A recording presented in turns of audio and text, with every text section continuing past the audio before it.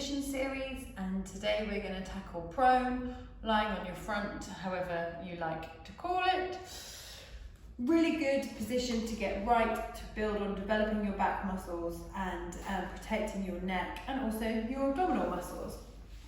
So we lie down. Most of the time we'll have our legs hip distance apart, which is difficult to get to when you are lying down. Sometimes you'll be mat distance apart for more stability. And I often like to take my legs wider just to give myself a little bit more help in the abdominal area. So we lie all the way down. Your arms will be in different positions. Let's take quite a traditional one, which I call cactus or surrender. So our elbows are out to the side, middle fingers are drawing a line down to our elbows, elbows draw a line into our shoulders. So we nod those heads.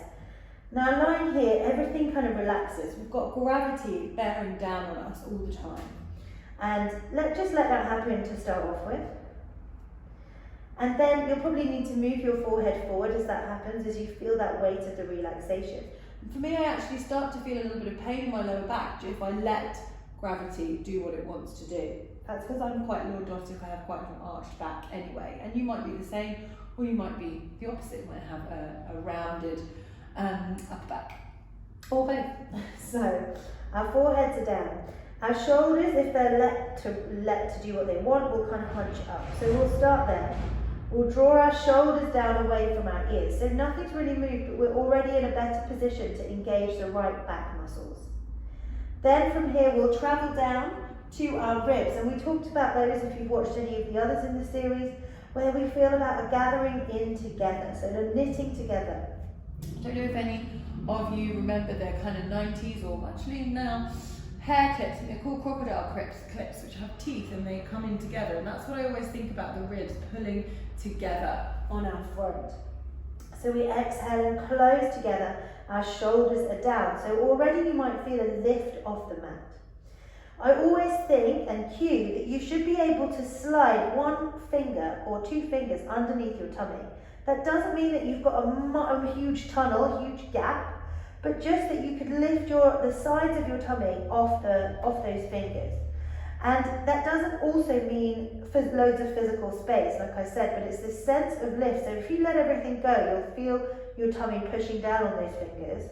And then if you do that gathering in of the ribs, you'll feel a lightness, a little bit more off the fingers. So again, it's probably not visual, you probably can't see it if you're looking at the camera, but it's a gathering up of both the ribs and the center. So placing our hands back in our surrender, our shoulders are down away from our ears, our ribs are connected, our center's lifted.